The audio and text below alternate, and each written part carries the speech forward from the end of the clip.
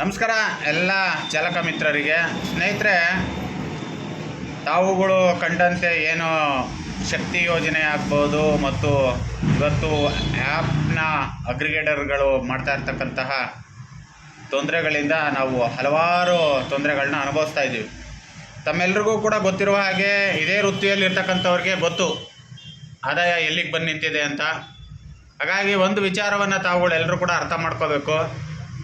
ಹೊಸ ವಾಹನಗಳನ್ನ ಯಾರೆಲ್ಲ ಖರೀದಿ ಮಾಡ್ತಾ ಇದ್ದೀರಾ, ದಯವಿಟ್ಟು ಅಂಥ ಒಂದು ಹರಸಾಹಸಕ್ಕೆ ಕೈ ಹಾಕಬೇಡಿ. ತಾವೇನಾದರೂ ಚಾಲಕ ವೃತ್ತಿಯನ್ನೇ ಆಯ್ಕೆ ಮಾಡ್ಕೋಬೇಕು ಅಂದರೆ ಮೊದಲನೇದಾಗಿ ಒಂದು ಸೆಕೆಂಡ್ ಹ್ಯಾಂಡ್ ಗಾಡಿಯನ್ನು ತಗೊಂಡು ತಮ್ಮ ವೃತ್ತಿಯನ್ನು ಆರಂಭ ಮಾಡ್ಕೊಳ್ಳಿ. ಏಕೆಂದರೆ ಇವತ್ತು ತಾವೇನು ಒಂದು ಹೊಸ ವೆಹಿಕಲ್ಗಳಿಗೆ ಕೈ ಹಾಕಿದರೆ ಅದು 6,000ದಿಂದ 10,000 ರೂಪಾಯಿ ತನಕಲ್ಲೂ ಕೂಡ EMI ಬರುವಂಥ ವ್ಯವಸ್ಥೆಗಳಿದೆ.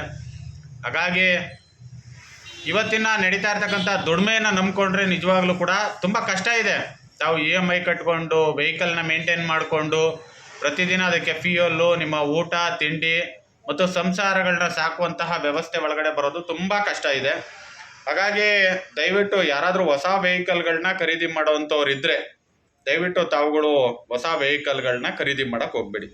ಅದು ಆಟೋ ರಿಕ್ಷಾ ಅಂತಲೇ ಅಲ್ಲದ, ನೀವು ಕ್ಯಾಬ್ನ ಖರೀದಿ ಮಾಡಿದರೂ ಅಷ್ಟೇ, ಲಗೇಜ್ ಆಟೋಗಳನ್ನ ಖರೀದಿ ಮಾಡಿದರೂ ಅಷ್ಟೇ, ಇವತ್ತಿನ ಜೀವನ ತುಂಬ ಕಷ್ಟ ಇದೆ. ಹಾಗಾಗಿ ತಾವು ಯಾವುದೇ ವಾಹನಗಳನ್ನ ತಗೊಳ್ತೀನಿ ಅಂತಂದರೂ ಕೂಡ ಆರಂಭಿಕವಾಗಿ ಒಂದು ಸೆಕೆಂಡ್ ಹ್ಯಾಂಡ್ಲನ್ನು ತಗೊಂಡು ಆರಂಭ ಮಾಡಿ.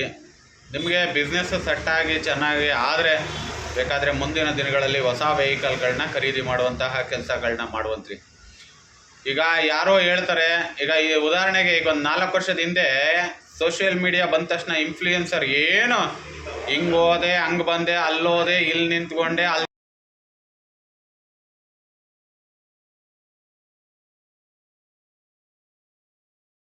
ಮೀಡಿಯಾಗಳಲ್ಲಿ ಅವ್ರ ಬಂಡವಾಳ ಎಲ್ಲಿದೆ?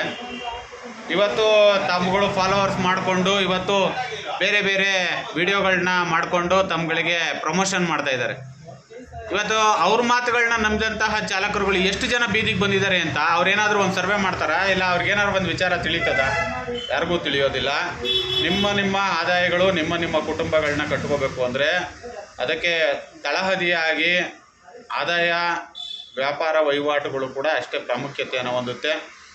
ಇನ್ನು ಮುಂದಕ್ಕೆ ಯಾರಾದರೂ ಹೊಸ ವೆಹಿಕಲ್ಗಳನ್ನ ಖರೀದಿ ಮಾಡೋವಂಥವ್ರು ಇದ್ದರೆ ದಯವಿಟ್ಟು ಖರೀದಿ ಮಾಡಬೇಡಿ. ಯಾಕೆಂದರೆ ಇವತ್ತೇ ತಮ್ಮೆಲ್ರಿಗೂ ಕೂಡ ಗೊತ್ತಿರ್ಬೋದು, ಇವತ್ತು ಒಂದು CNG ಗಾಡಿಯನ್ನು ಹಾಕ್ತೀನಿ ಅಂದರೆ 2.5ರಿಂದ 2.70 ತನಕಲ್ಲೂ ಕೂಡ ಬಂಡವಾಳವನ್ನು ಹಾಕಬೇಕಾಗುತ್ತೆ. ಅದೇ ಒಂದು ಎಲೆಕ್ಟ್ರಿಕ್ ವೆಹಿಕಲ್ನ ನೀವು ಖರೀದಿ ಮಾಡ್ತೀವಿ ಅಂದರೆ 4 ಲಕ್ಷ ರೂಪಾಯಿ ತನಕಲ್ಲೂ ಕೂಡ ಬಂಡವಾಳವನ್ನು ಹಾಕಬೇಕಾಗುತ್ತೆ.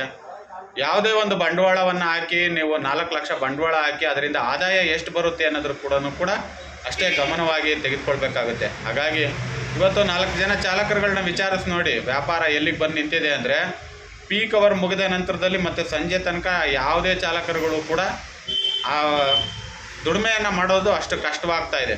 ಹಾಗಾಗಿ ನಾನು ಹೊಸದಾಗಿ ಈ ವೃತ್ತಿಯನ್ನು ಆಯ್ಕೆ ಮಾಡ್ತಕ್ಕಂತಹ ಚಾಲಕರುಗಳಿಗೆ ಹೇಳೋದೇನೆಂದರೆ, ತಾವುಗಳು ಯಾವುದೇ ಒಂದು ಬಂಡವಾಳವನ್ನು ಹಾಕಬೇಕಾದ್ರೆ ಪೂರ್ಣ ಪ್ರಮಾಣದ ಬಂಡವಾಳವನ್ನು ಹಾಕೋದಾದರೆ ಬೇಕಾದರೆ ಯಾವುದೇ ಅಭ್ಯಂತರಗಳಿಲ್ಲ, ತಾವುಗಳು ಹಾಕ್ಕೊಂಡು ವೃತ್ತಿಯನ್ನು ಆರಂಭ ಮಾಡ್ಬೋದು.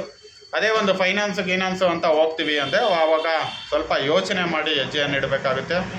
ಒಂದು ಸಲ ನಾವು ದುಡುಕಿ ಮಾಡಿದಂತಹ ತೀರ್ಮಾನಗಳು ಯಾವುದೂ ಕೂಡ ನಮಗೆ ಫಲವನ್ನು ಕೊಡೋದಿಲ್ಲ. ಹಾಗಾಗಿ ಹಲವಾರು ಬಾರಿ ಯೋಚನೆ ಮಾಡಿ ತಾವುಗಳು ನಿರ್ಧಾರವನ್ನು ಮಾಡಬೇಕಾಗುತ್ತೆ ಅಂತೇಳಿ ನಾನು ಈ ಮೂಲಕ ನಿಮ್ಮಲ್ಲಿ ಮನವಿ ಮಾಡ್ಕೊಳ್ತಾ ಇದ್ದೇನೆ. ಧನ್ಯವಾದಗಳು.